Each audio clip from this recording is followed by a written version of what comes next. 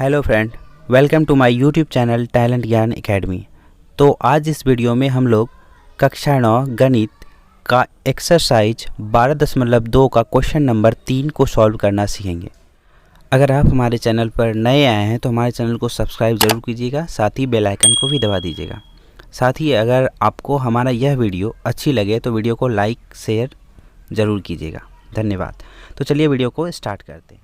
Exercise 12.2 का question number 3 है।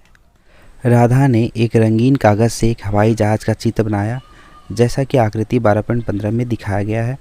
प्रयोग किए गए कागज़ का कुल क्षेत्रफल ज्ञात कीजिए। तो क्षेत्रफल ज्ञात करने से पहले हम इन आकृतियों को थोड़ा ध्यान से समझ लेते हैं।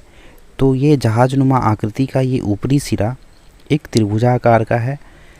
उसके बाद ये बीच वाला हिस्सा एक आयताकार का है, जिसकी लंबाई 6 सेंटीमीटर और चौड़ाई 1 सेंटीमीटर दिया है। उसके बाद नीचे वाला सिरा, ये जो नीचे वाला देख पा रहे हैं, ये एक समलंब चतुर्भुजाकार का है और साथ ही ये दोनों दाएं और बाएं वाली भुजा दो समकोण त्रिभुज हैं। अगर हम इन सभी आकृतियों का क्षेत्रफल निकाल कर इसे सम कर दें, जोड़ देने पर हमें हवाई जहाज़ इनका क्षेत्रफल हमें प्राप्त हो जाएगा। तो आइए अब इन सभी आकृतियों का क्षेत्रफल निकालना सीखते हैं। सर्वप्रथम हम इस जहाज़नुमा आकृति की ये ऊपरी सिरे पे जो ये समद्विबाहु त्रिभुज आकार की जो आकृति है, इसका क्षेत्रफल निकालना सीखते हैं। तो हम लिखेंगे आकृति संख्या 1 का क्षेत्रफल।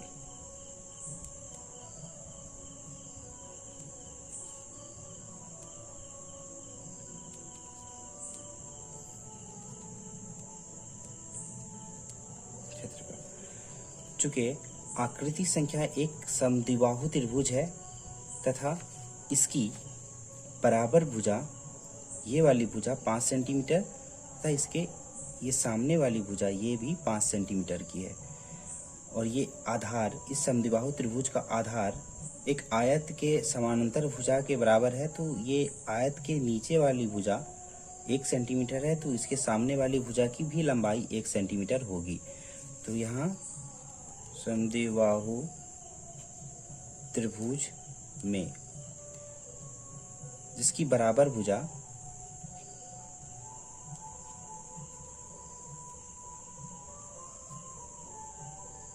बराबर भुजा 5 सेंटीमीटर दिया है तथा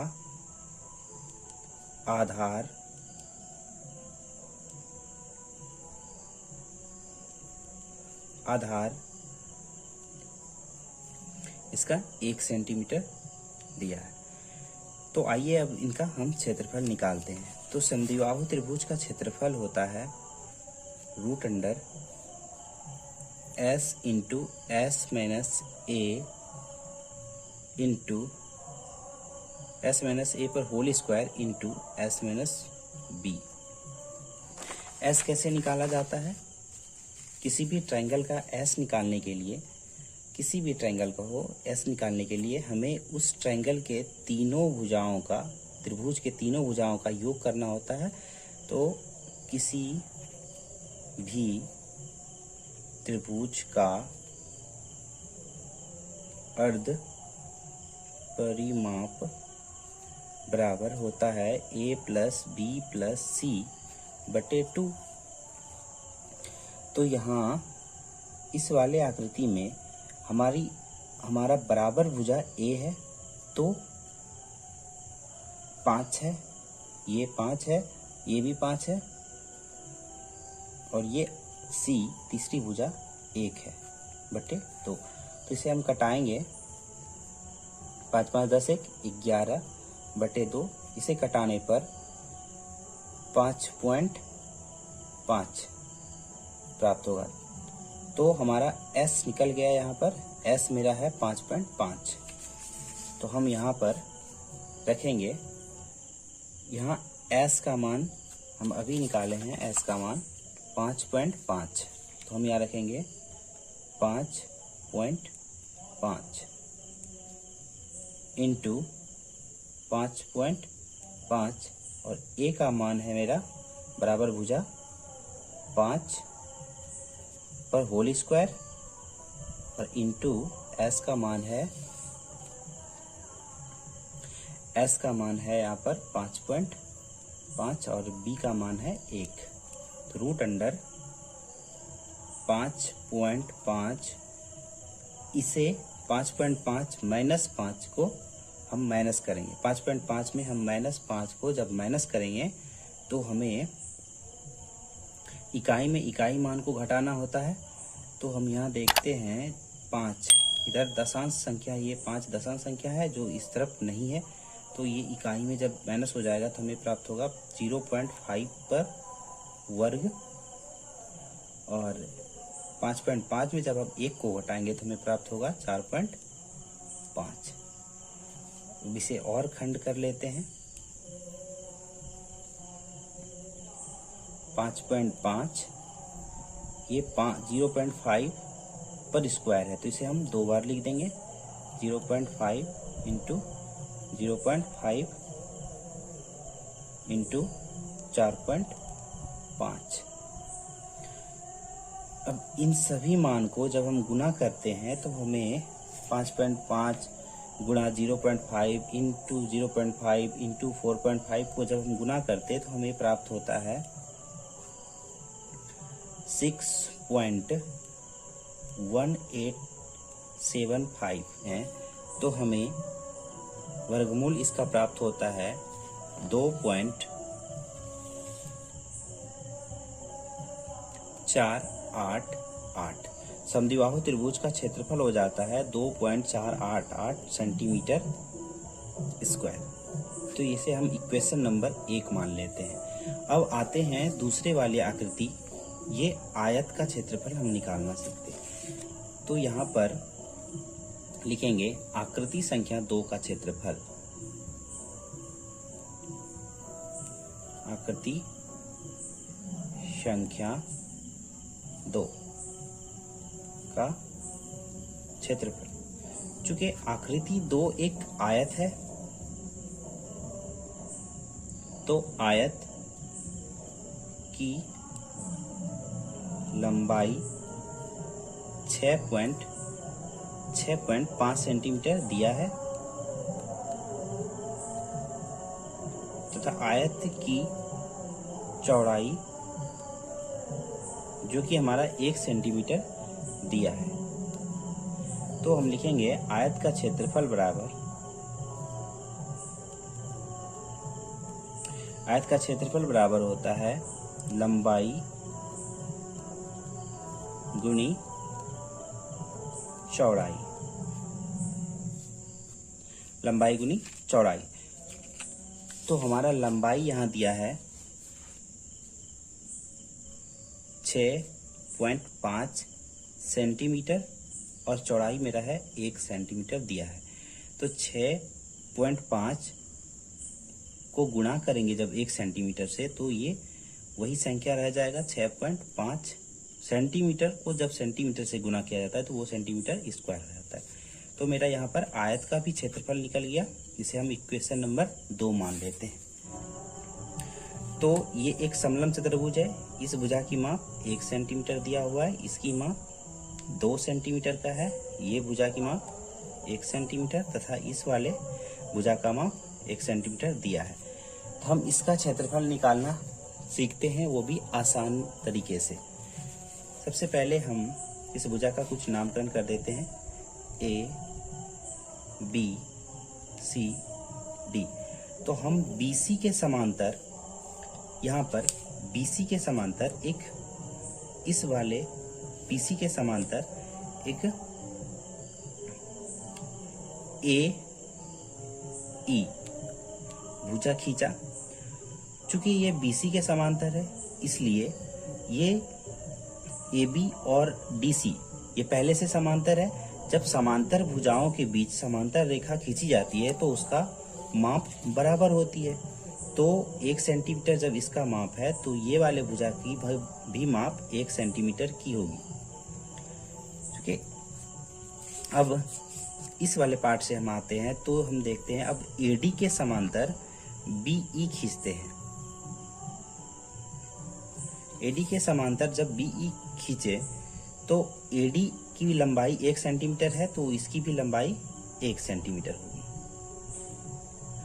चूंकि ये AE और BE दोनों का मध्य बिंदु ये है तो ये पूरी लंबाई यहाँ से यहाँ तक की पूरी लंबाई 2 सेंटीमीटर थी, तो इसकी ये वाले पार्ट की लंबाई भी 1 सेंटीमीटर की हो जाएगी और ये वाले पार्ट की भी लंबाई 1 सेंटीमीटर की। तो चूंकि यहाँ पे हम देखते हैं कि ADE, AEB और BEC 3 ट्रायंगल बन गए, 3 त्रिभुज बन गए। चूंकि इसके सारे भुजा ADE के सारे भुजा और AEB के सभी भुजा की लंबाई 1 सेंटीमीटर है, इसलिए यह एक समबाहु त्रिभुज है। इसलिए आकृति ADE त्रिभुज ADE एक समबाहु त्रिभुज है। इसलिए समबाहु त्रिभुज का क्षेत्रफल होता है √3/4 गुणी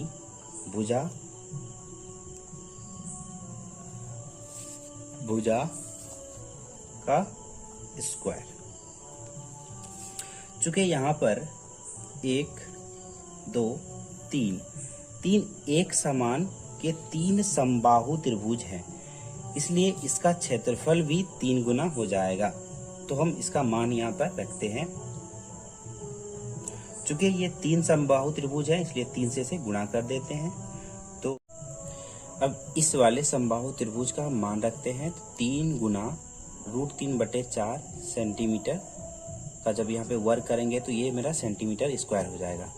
अब हम इसे गुणा कर लेते हैं, 3 गुना और √3 का हमने यहाँ पर मान लिख दिया है 1.73 और बटे इसके 4 है तो हम 4 लिख दिए।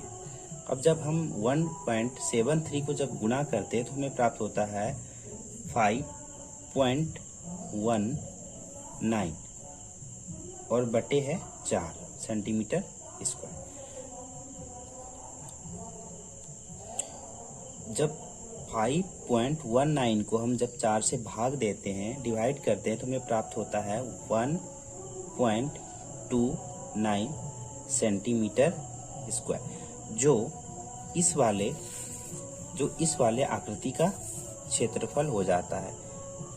तो हम इसे इक्वेशन नंबर 3 मान लेते हैं। तो मेरा ये वाला आकृति का भी क्षेत्रफल निकल गया, जो कि है मेरा 2.488 सेंटीमीटर स्क्वायर। इस वाले आकृति का भी क्षेत्रफल हमने अभी निकाला, ये आयत, इसका क्षेत्रफल है 6.5 सेंटीमीटर स्क्वायर। और ये आखिरी वाला ये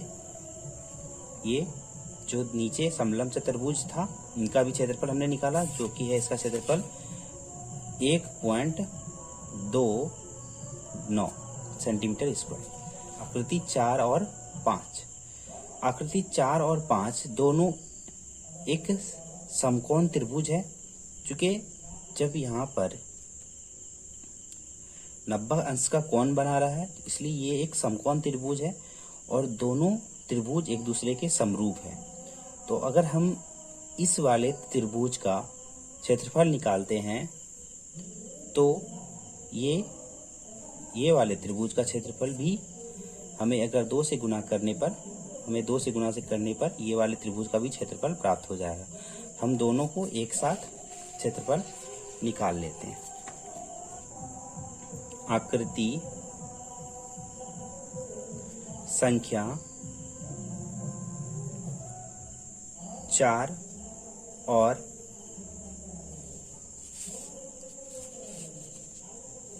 5 का क्षेत्रफल। चूंकि आकृति संख्या 4 और 5 एक समकोण त्रिभुज है, तो समकोण त्रिभुज की ये आधार की लंबाई, समकोण त्रिभुज के आधार की लंबाई 6 सेंटीमीटर, तो समकोण त्रिभुज के ऊंचाई 1.5 सेंटीमीटर दिया है। तो हम यहाँ पे 4 और 5 ये दोनों समकोण त्रिभुज हैं और दोनों एक दूसरे के समरूप हैं, इसलिए दोनों त्रिभुज का क्षेत्रफल हम एक साथ ही निकाल लेंगे। तो लिखेंगे समकोण त्रिभुज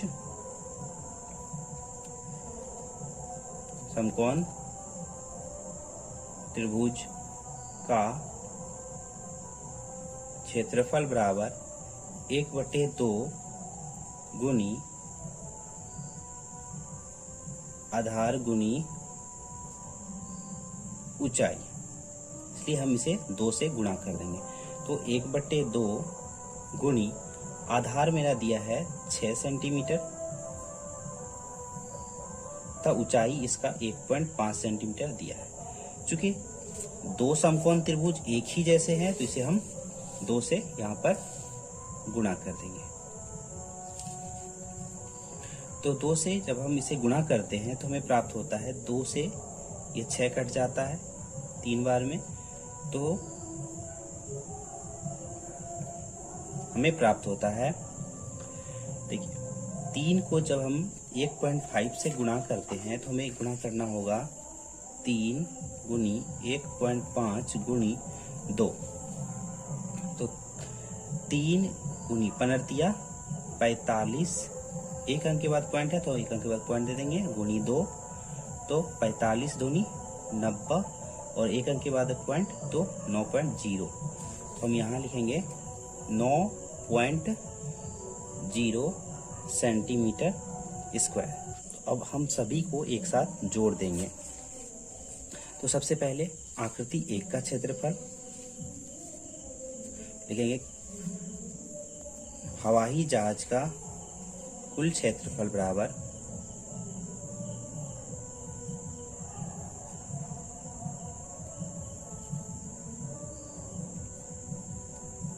कुल क्षेत्रफल बराबर आकृति संख्या 1 2 3 4 5 का क्षेत्रफल। आकृति संख्या 1 2 3 4 5 के क्षेत्रफल का योग। तो चलिए, तो आकृति संख्या 1 का क्षेत्रफल है 2.488 सेंटीमीटर स्क्वायर, तथा आकृति संख्या 2 का क्षेत्रफल हमने निकाला था 6.5 सेंटीमीटर स्क्वायर, जो कि आपने यहाँ पर निकाला था 6.5 सेंटीमीटर स्क्वायर, तथा आकृति संख्या 3 का क्षेत्रफल जो हमने यहाँ निकाला था 1.29 सेंटीमीटर स्क्वायर। तो आकृति संख्या 3 का क्षेत्रफल हो जाएगा मेरा 1.29 सेंटीमीटर स्क्वायर, तथा आकृति संख्या 4 और 5 का क्षेत्रफल था 9.0 सेंटीमीटर स्क्वायर। अब इन सभी आकृतियों का हम सम करेंगे। जब हम इन सभी मान को जोड़ते हैं तो हमें प्राप्त हो जाता है 19.278 सेंटीमीटर स्क्वायर, जो कि मेरा इस हवाई जहाज का क्षेत्रफल है।